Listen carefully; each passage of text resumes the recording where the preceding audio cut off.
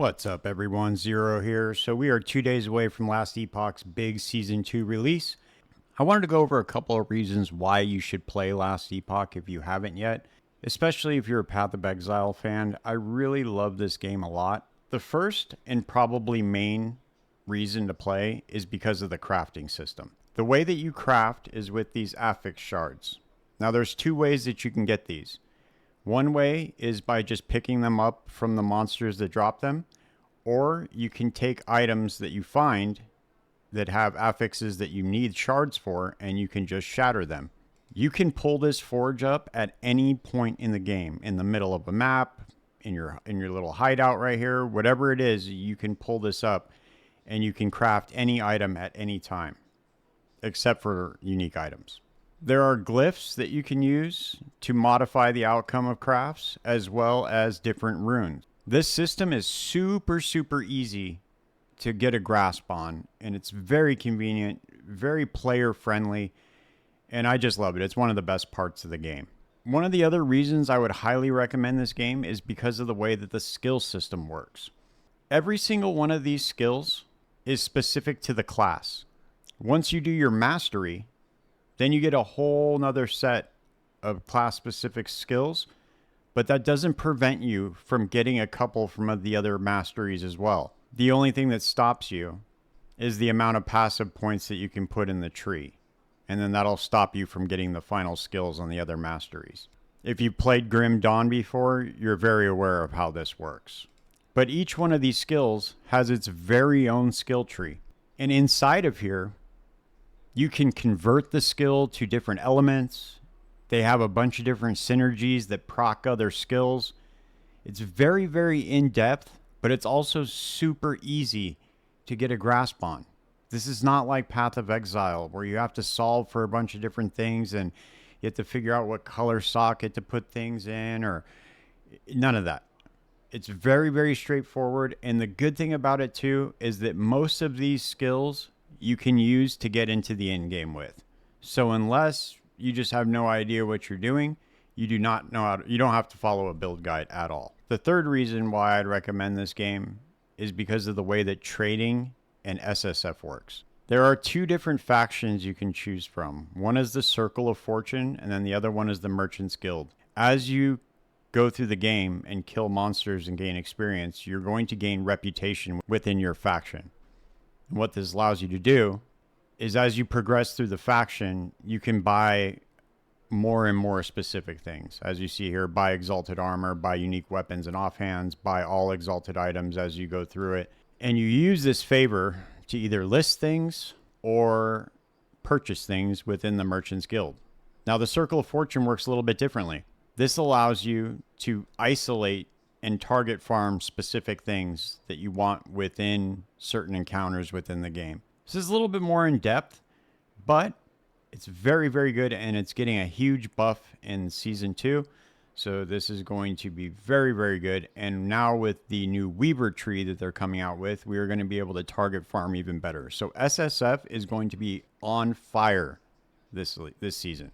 I am very excited for this update, and I'm very excited to show you guys my season starter.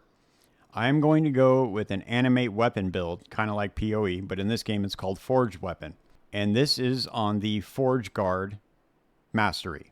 As you can see here, I'm just testing things out right now, but I will put the build planner in the description for you guys. But let's take a look at it real quick. Now, a little bit of a warning. This is subject to change, but I will keep it updated in the description, and I will make some updated video guides. Now, with the way that set crafting works, this is going to allow us to craft these set items onto regular items. So if you guys aren't aware of how this works at all, we're allowed to break down the set items. We get affix shards, just like I showed you in the crafting, and it allows us to put the set affixes as well as the set bonuses onto regular exalted items. So I'm going to go with the Sunforge set, and I'm going to put that on the two-handed mace, the body armor, and the helmet. I'm going to put 2 phantom grip rings because this is going to allow the stats on our gloves to apply to forged weapons. We're going to get critical strike chance and melee attack speed on the gloves. as well as some health and block chance. On the relic, we're going with attunement and increased minion damage. On the boots, we're going with movement speed and attunement. On the belt, we're just going with some extra minion health and increased health. And then on the shield, we're going to get block chance and increased minion damage, as well as area of effect on the amulet and some extra health. As you can see here, we've maxed block chance. We have high block effectiveness, so it's going to mitigate about 58%.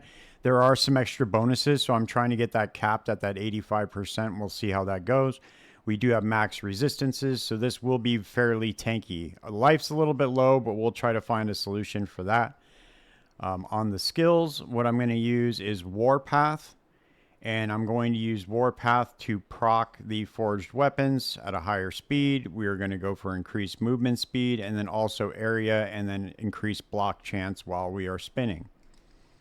Forge Strike, this is going to be our tree for our forged weapons. So we're going to go with weapon fire damage, forged weapon duration, Forge Master. We're going for heavy strike, engines of war for increased area, and then we're going for light forge for the increased attack speed for the forged weapons. The cool thing about the forged weapons is they use the stats that are on your weapon.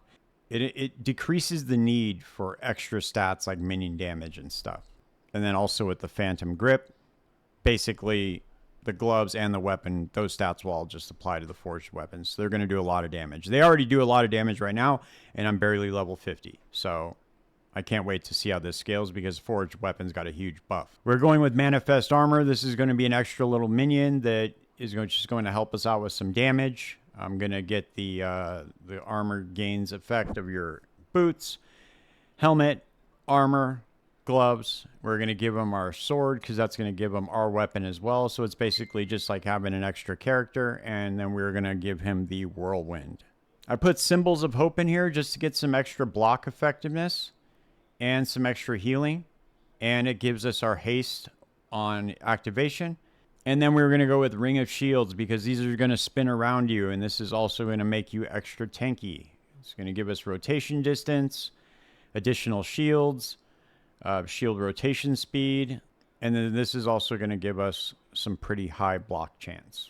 As far as the passive tree goes, now I want to remind you this is all experimental. I haven't really tested any of this stuff out yet, but what I'm planning on doing is going with Overwhelm, Juggernaut, Fearless to Stalwart, pop over here to the Forge Guard tree, and we're going to go with Battle Hardened, Steel Aegis, Hammer and Anvil, Folded Steel, Might, Iron Attunement, Smelter's Might, Flawless Defender, Walls of Solarum, Shield Crafter, and then this is the big boy right here, Forge Master's Might, because this is going to allow us to equip that two-handed mace with a shield. Very excited for that. In the Paladin, we're just putting a few things into Attunement for the extra minion damage, block effectiveness. We're going with Holy Symbol for some extra healing, and then Holy Nova. Just putting a few points into this tree so we can get Symbols of Hope. Over here to the Void Knight tree, I'm not really sure what I want to do with this. I was thinking about Volatile Reversal in the build, but I'm not sure if I want to do this yet, so I might just take this out and put it back into the Forge Guard tree. We'll just have to see how that works out. But yeah, for the blessings, or I'm sorry, for the idols. So for the idols, we're going to go with increased Warpath area and then increased physical and minion physical. Increased minion, same thing. Armor, vitality, minion physical, same thing. Shared physical damage, increased warpath. Chance to gain inspiration, health, and some increased armor. Armor mitigation applies to damage over time. And then I want to test out these small Weaver idols. These look pretty sick. I just put shared physical on this one as well. For the blessings, we're going with increased experience, health, increased stun chance. Not really sure if that's going to apply to the minions or not. We'll have to test that out. Crypt strike avoidance, block chance, and then increased minion damage. So yeah, that's my plan. I will put a link to the build planner in the description, and I will keep that updated as we go through the season, but I just wanted to lay that out for you guys. Should be a lot of fun. So far in testing right now in the Harbingers season, it's working really well. So I can't wait to see what the buff does. So cool. That's it. If you guys found this video helpful at all, please consider subscribing to the channel. I will see you guys next time. Peace.